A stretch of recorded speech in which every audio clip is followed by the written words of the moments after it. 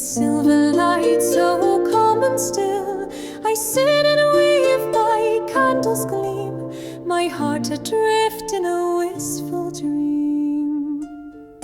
The air is thick with whispers near, yet none are thine, my love so dear.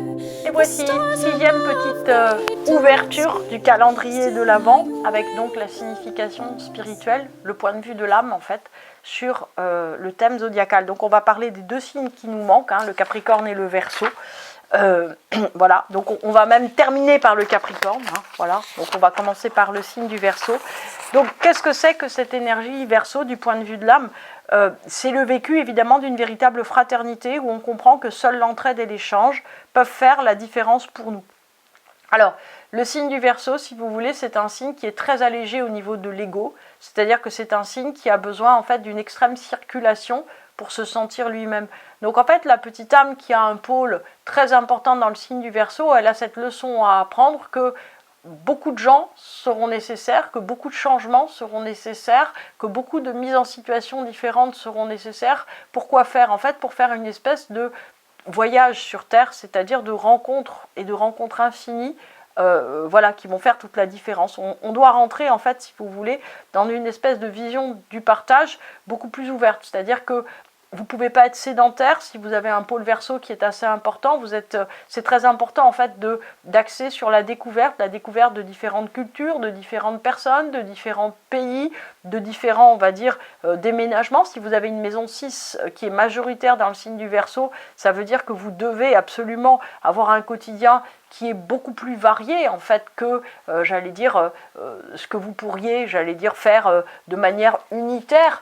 En fait, c'est important d'arriver à comprendre, si vous voulez, que la pluralité est beaucoup plus importante que l'unité et que l'authenticité vient, en fait, un petit peu comme le signe du Gémeaux, de la pluralité des facettes. Sauf que là, si vous voulez, on est dans une pluralité des facettes qui est une pluralité de, j'allais dire, d'activités, de rencontres, de découvertes très actives et aussi de mode de vie, pourquoi pas de métier. Si vous avez un milieu du ciel qui est très dominant en Verseau, ça veut dire qu'il faut avoir beaucoup de professions dans votre vie et découvrir ou travailler avec des gens qui sont très différents, découvrir en tout cas énormément de choses complètement différentes. En fait, vous êtes un rebelle aux formes figées. Alors si vous avez appris en fait que la forme en elle-même, si vous voulez, n'a aucun sens, j'allais dire décisif, si vous avez appris effectivement que cette forme, et d'une certaine façon, toutes les formes sont des espèces de coques plastiques, vous voyez, qui nous enserrent, et bien qu'est-ce qui se passe? En fait, ça vous permet de découvrir complètement autre chose, de découvrir un monde où, au fond, une forme change l'autre. Donc en fait, vous êtes véritablement, avec ce pôle Verseau,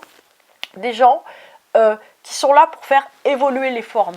Alors c'est intéressant puisque là on est dans une ère du Verseau et que cette ère du Verseau nous dit quoi? Nous dit en fait à bas les formes, c'est-à-dire qu'on ne veut plus aucune forme, on veut que les formes, j'allais dire, soient susceptibles de changer un petit peu comme si, vous savez, il y a des jeux comme ça avec de la pâte à modeler ou des pétales de maïs ou des machins de maïs où en gros on peut donner n'importe quelle forme. Et en fait c'est ça le signe du Verseau, c'est la capacité, si vous voulez, à changer les formes pour expérimenter autre chose. Donc c'est vraiment une liberté de l'âme, si vous voulez, c'est vraiment le début, on va dire, de cette expression profonde que la pensée, elle est créatrice. C'est-à-dire que vous pouvez, alors jusqu'à un certain point évidemment, parce qu'après il y a des réalités matérielles qui sont trop denses et trop compliquées. Si vous êtes malade ou si vous vivez une expérience trop difficile, c'est pas possible.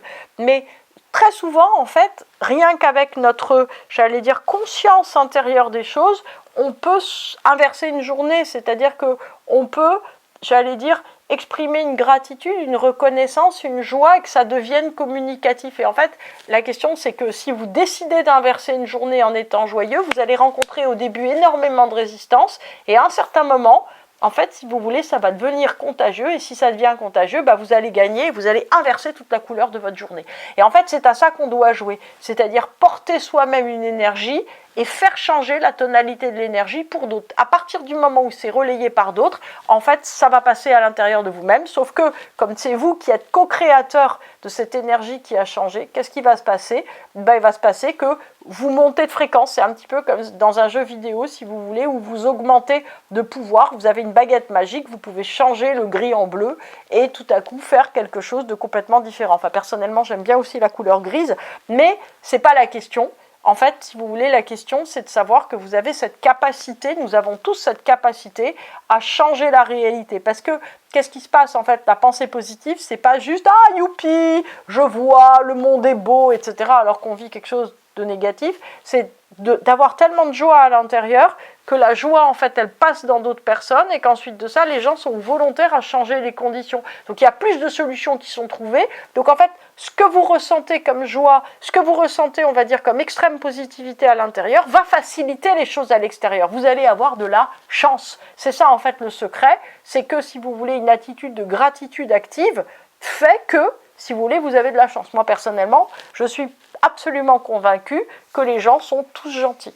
Voilà, qui sont absolument... Alors, quelquefois, ils traversent des difficultés, quelquefois, ils deviennent très agressifs parce que, j'allais dire, ils sont trop malheureux et il faut faire très attention et s'en préserver.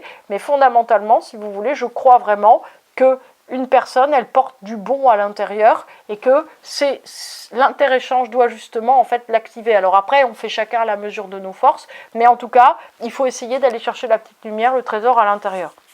Alors, rebelles aux formes figées, hein, les Verseaux. Donc ça veut dire que si vous avez des planètes ou une maison, ça c'est obligatoire, dans le signe du Verseau, ça montre où vous devez faire la différence humainement, c'est-à-dire faire sauter les formes et par notre engagement, par notre vie, faire cette différence, avancer si vous voulez, en gros, si vous voulez faire véritablement évoluer les choses. Donc ça pour moi par exemple, ça a été quelque chose de très important parce que j'ai pas de planète en Verseau et en fait j'ai compris, si vous voulez, que, donc moi j'ai une maison Verseau par exemple qui est en maison 5, donc j'ai compris que toutes les formes artistiques étaient bonnes pour moi, alors que moi en tant que Capricorne, je me disais non, une seule chose, etc.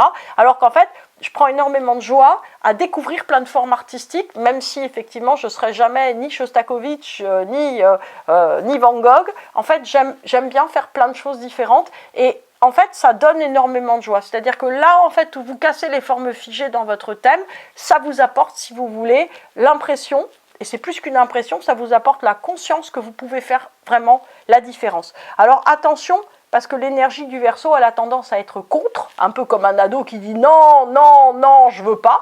Donc en fait, si vous voulez, la question, c'est pas d'être contre, c'est de se dire ah, ça marche pas ou ça ne me convient pas, donc je vais faire autre chose. Au lieu de se dire tout bêtement, je suis contre. Alors, nous abordons le dernier signe, qui est le signe du Capricorne. Alors, je voulais finir par cette chose profondément rébarbative. Qu'est-ce que, en fait, le Capricorne est venu, la petite âme Capricorne est venue apporter sur Terre? Le travail. Et oui, le travail, l'effort continu, prendre sur soi quand on est fatigué, continuer, ne pas se coucher, ne pas se reposer, mais travailler davantage pour soi, pour les autres, faire advenir les choses. L'effort, moi je suis Capricorne, j'ai un gros pôle en Capricorne dans mon thème. L'effort, c'est la clé du ciel. Si vous voulez réussir, quoi que vous vouliez réussir, si vous voulez devenir un grand photographe, si vous voulez devenir un grand vidéaste, si vous voulez devenir un grand spirituel, si vous voulez devenir riche, si vous voulez, j'allais dire, être aimé, faites des efforts. Faites des efforts pour les autres, faites des efforts pour ce que vous voulez réussir. Plus on fait d'efforts, plus en fait on progresse. C'est-à-dire que c'est l'ascension par le mérite, par le labeur silencieux qui vient arriver jusqu'au devoir sacré. C'est-à-dire que l'effort est ce qui vous permet de devenir excellent, hein. C'est le proverbe anglais, américain qui dit « Practice makes you perfect ». Et c'est exactement ça, c'est-à-dire que la pratique vous rend parfait. Vous voyez, si par exemple, moi, je faisais 15 heures de piano par jour, je ne serais jamais une grande pianiste, ça c'est sûr, parce que c'est un petit peu tard là pour cette incarnation. Par contre, je progresserai sérieusement. Vous voyez, je fais 15 heures d'astrologie par jour et je progresse sérieusement. Et je m'occupe des autres autant que je le peux et j'allais dire que j'ai de plus en plus confiance dans l'aide que je peux apporter aux autres. Et je suis très heureuse de ça. Et en fait, si vous voulez, la question c'est à quoi mettez-vous vos efforts? En fait, si vous identifiez vers quoi vous faites des efforts, vous saurez vers quoi en fait vous mène votre vie. Le Capricorne en fait montre où et comment vous ne devriez jamais relâcher l'effort. Votre responsabilité sur Terre sera cet intense travail par lequel en fait vous donnez avoir des valeurs supérieures. En fait, il ne vous aura pas échappé que nous sommes incarnés.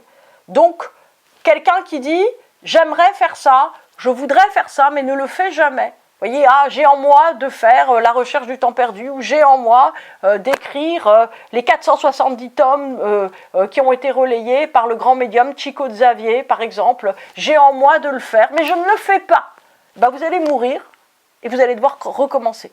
Alors que si en fait vous vous dites, bah je suis pas prêt, c'est difficile, mais je fais, puis on verra bien. 10 ans après, vous serez bien meilleur, 20 ans après, vous serez bien meilleur, 30 incarnations après, vous serez encore bien meilleur, parce que ça nous ramène aussi à un principe, c'est que le travail que vous poursuivez, et c'est ça aussi qui vous rend de mieux en mieux, en fait, va se continuer sur, non pas une vie, mais des milliers de vies, des centaines de milliers de vies, où en gros, vous allez toujours finir par vouloir la même chose. Et en fait, vous allez vous émerveiller de cette capacité de transformation du travail. Alors, le travail, c'est fatigant, le travail, c'est laborieux, le travail, c'est silencieux. Le travail, c'est pas quelque chose... Alors, on peut montrer les étapes du travail sur Instagram. Il y a des gens qui restaurent des fermes, c'est formidable. Voilà. Et ça les encourage aussi, pourquoi pas. Mais...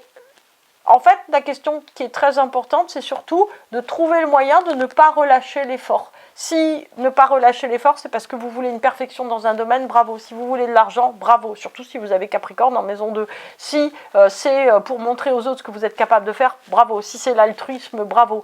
Quoi que vous vouliez faire, en tout cas, si vous mettez des efforts, ça fonctionne. Donc, la maison et les planètes qui sont dans le signe du Capricorne doivent être marquées par un effort constant et une volonté de dépassement de soi. Mais attention, évidemment, parce que comme tous les autres signes, le signe du Capricorne comporte un défaut, c'est de ne pas s'enfermer dans un effort solitaire en coupant les liens avec le monde spirituel ni avec ce que vous voulez. C'est-à-dire que si, en fait, vous faites énormément d'efforts, par exemple, pour être très bon à quelque chose alors que vous voulez de l'argent, eh bien, ça ne marche pas.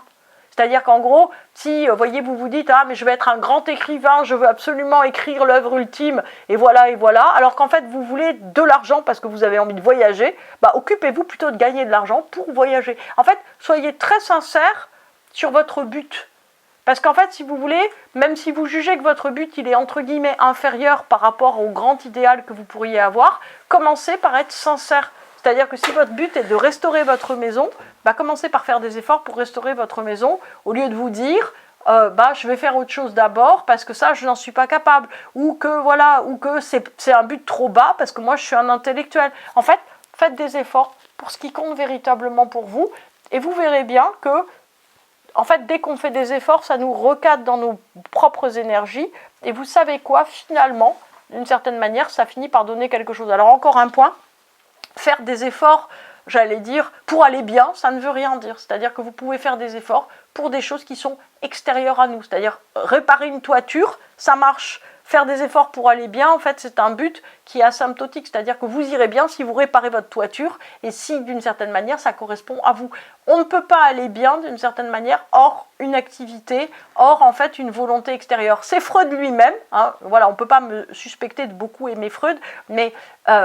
Freud lui-même disait que, en fait, c'est quand quelqu'un est à nouveau capable de travailler et de croire en l'amour, qu'il est, en fait, dans un état où il est à nouveau guéri, on va dire, psychologiquement. Donc, en fait, c'est ça qui est important. Il faut savoir que quand, en fait, vous faites des efforts pour quelque chose et que vous êtes capable d'avoir un résultat en face de vous, et bien, en fait, vous irez mieux. À demain.